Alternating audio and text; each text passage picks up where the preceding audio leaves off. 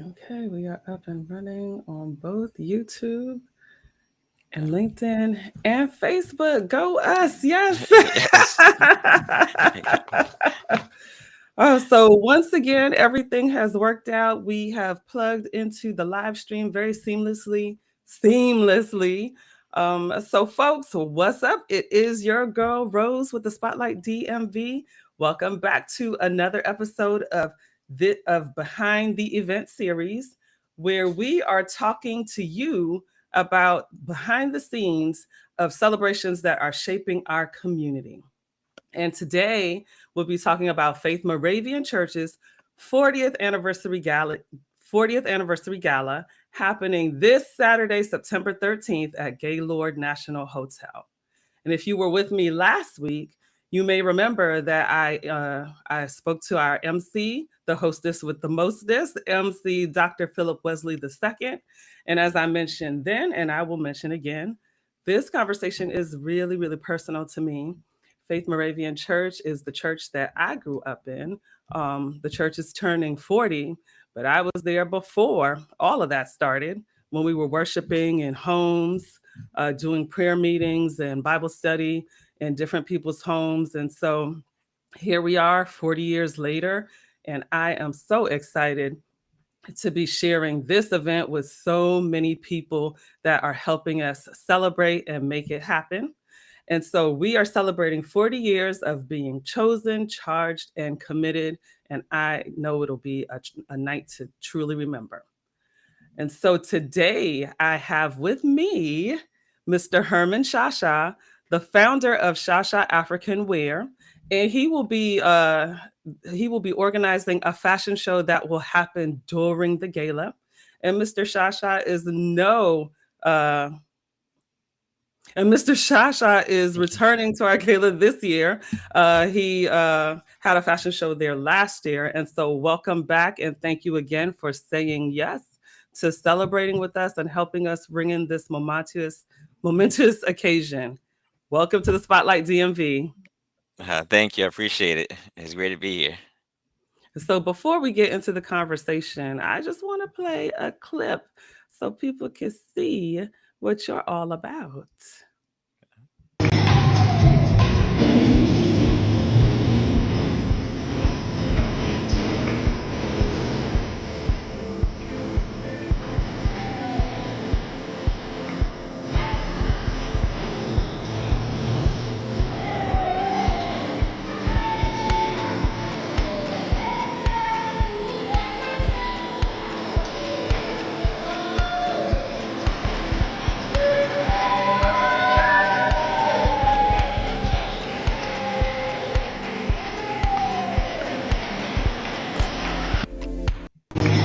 Oh, awesome. Ooh, there we go.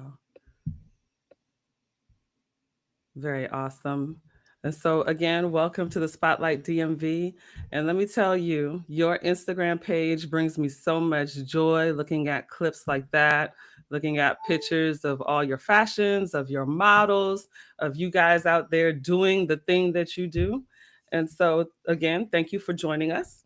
And for those who may not know you, let's start with your story. I really love learning about people's journey and cultural background.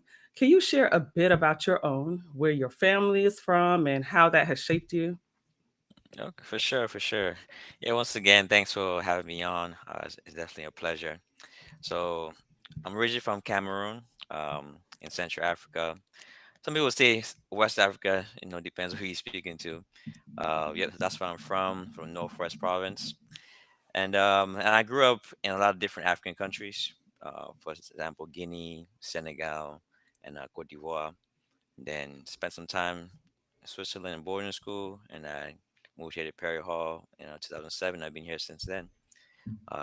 So I've been around, learned about different cultures, and experienced different things. So it's been a fun life so far. Let's say.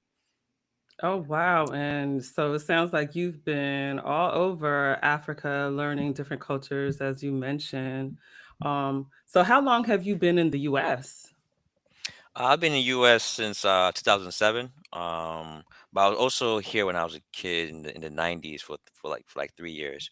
But for more permanent situation, it was since 2007. So yeah. Okay. And so, what was life like growing up for you, especially moving around to different countries? Because now, with hindsight being 2020, I'm sure you can appreciate moving so much. But I hear a lot of young people that have to move so often. It could be challenging for them. So, what was that like for you?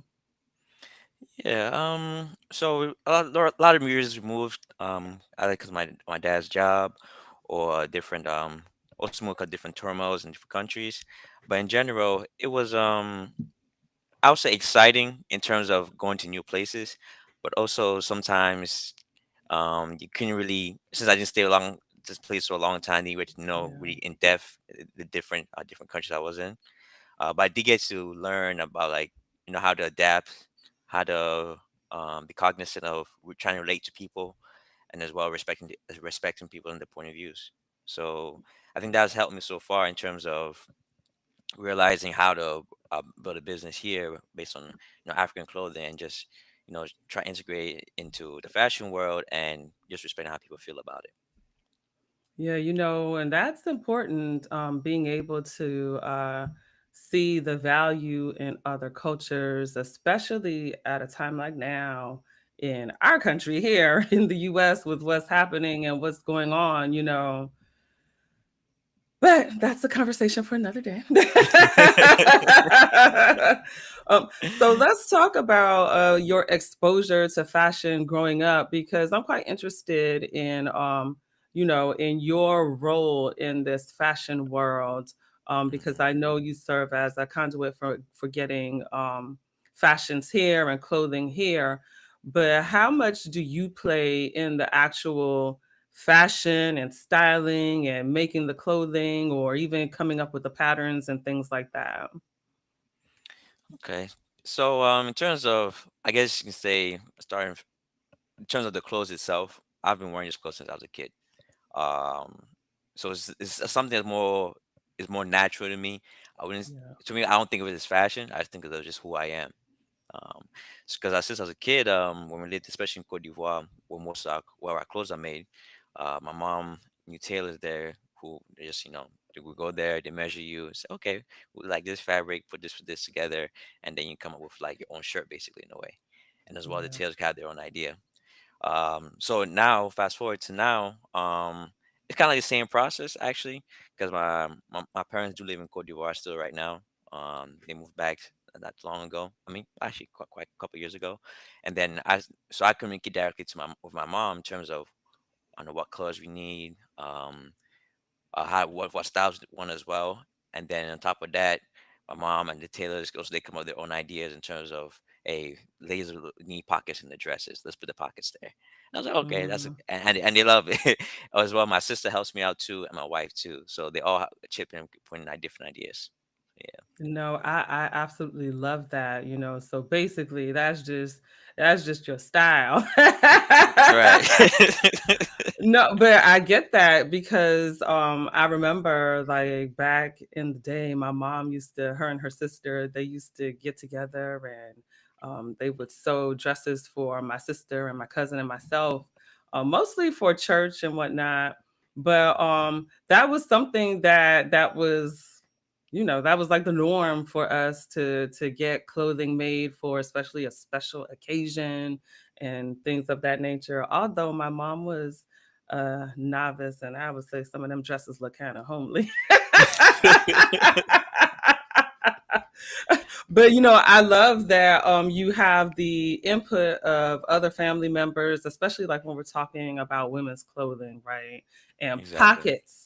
pockets are so special to us. That is something that we as women absolutely love in our clothing. It's like a game changer when you have the pockets. Exactly, exactly. And so it sounds like for your family's connection to for your family, you guys had a connection to clothing and style. That was just something that came natural to you.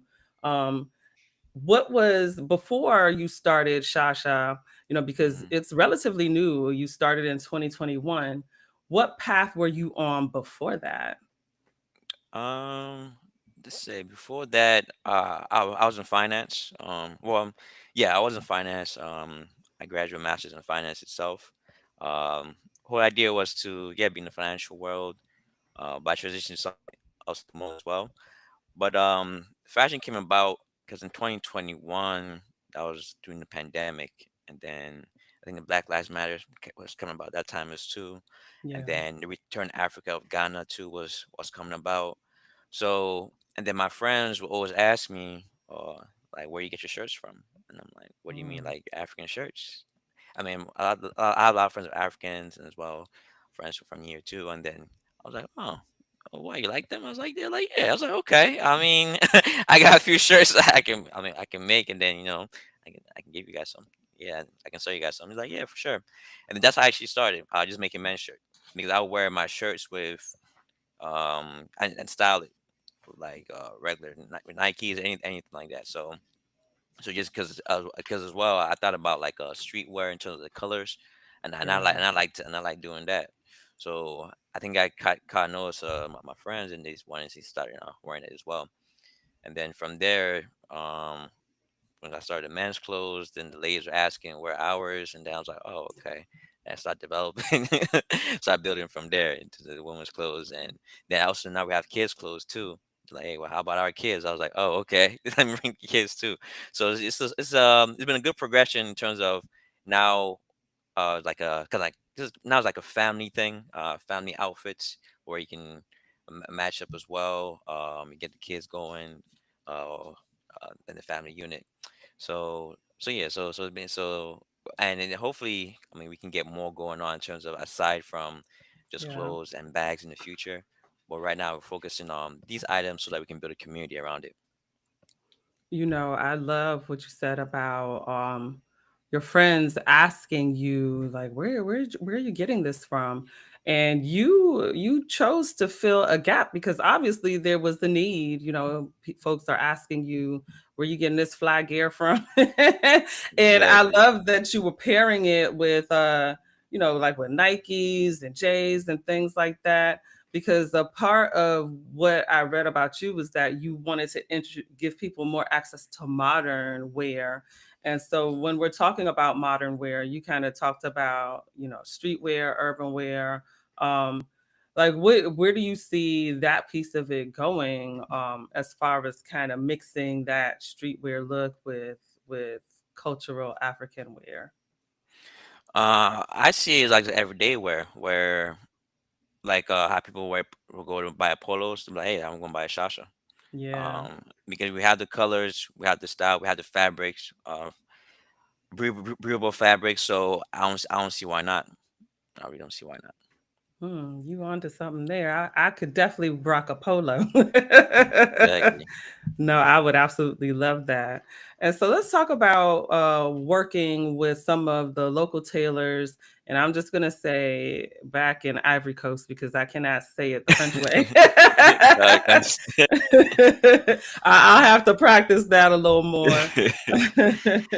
But why was that important to you to be able to work with local tailors from Ivory Coast? And is that mainly where you're working with folks? Yeah, because I actually grew up in Ivory Coast, so during that time, met one of our tailors, Melanie, and since then to now, even before the business started, she's been making our clothes. So let's say, for Mm, example, or if we're here or we're traveling around, then my mom put an order to Melanie and say we want this type of style made, this type of colors and fabrics, and then she'll get it made. So I only knew that was I wasn't going to change. In a way, the business was already set up how I looked at it. yeah. I didn't really need to like revamp it or change it. I just had to just put the pieces together. No, that's pretty dope that you're able to because that's one of the main things like when you are working internationally and globally in that way to have people that you trust and that they're going to be able to get the job done and get it done to a way that is satisfactory.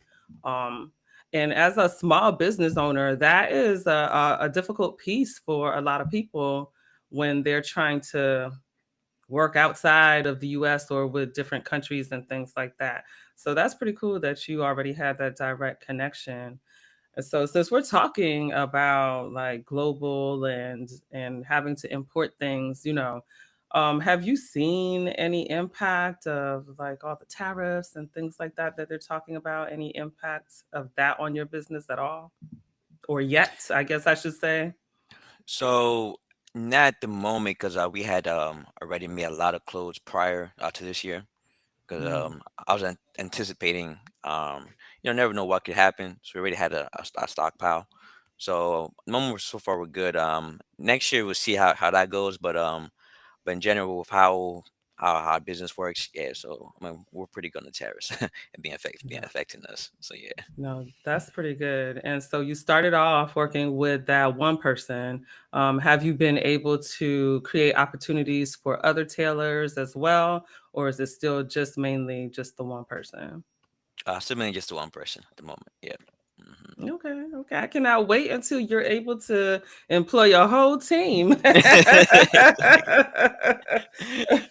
And so, speaking of that, outside of the fashion shows, how do you show your fashions? How are people able to see your collections and what you have for sale?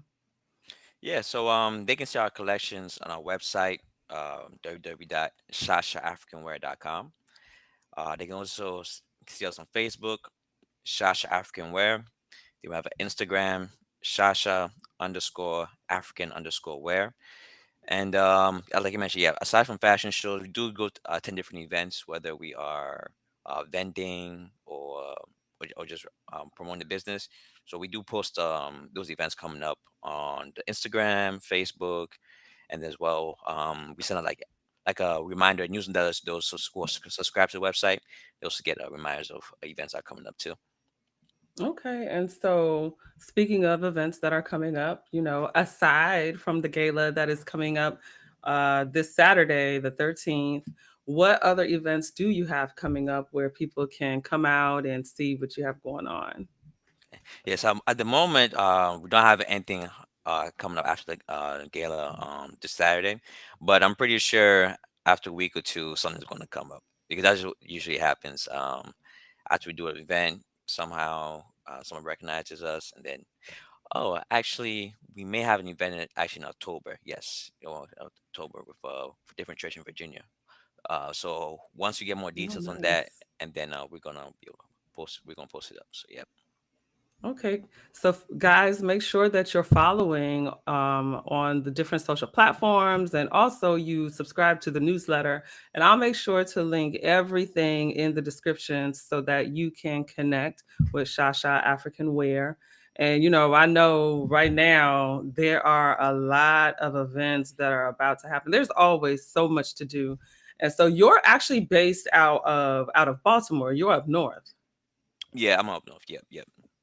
Okay, so do most of your events usually take place in Baltimore, or are you just all over? All over the DMV, let's say. No, I love it. He's like, if you call me, I'll be there. Right. You give me time, we be there. I mean, because the first shirt I ever sold, it was my good friend Carmel. He was at a cleaners, Zips Cleaners, just getting his clothes, and I was like, I got the shirts in the back, so I put up on him and just like, and he bought the shirt. So you call us, we'll be there. No, that's too funny. Listen, that entrepreneur life is the no joke. Sometimes that's how I gotta be. Right out the trunk. Right out the trunk. Exactly. Exactly. And so, as I mentioned at the top of the show, last year you were a part of our gala. And, we had just brought back the gala after COVID, after the pandemic and all of that. I think last year was the second year after the pandemic that we had the gala. And unfortunately, I was not able to go. And so I missed it. So this year will be the first time that I get to witness the fashion show. But looking back at that, what was the experience like for you? So it was it was very let's say eye opening to who actually our demographic is. Because I realized because a lot of people they were Caribbean, from the Caribbean. Yes. So Mm-hmm. I realized they love the clothes. They just love the colors, love the styles, and then also when I went to Jamaica in October. Also, people there were receptive when I was wearing the clothes. I realized Mhm. other Caribbeans, I think they would want a connection to Africa. And they promote it too. Um, so going there was like, okay, this is like another demographic that is really attuned to the African pieces and culture and stuff. So yeah. Yeah, for sure. And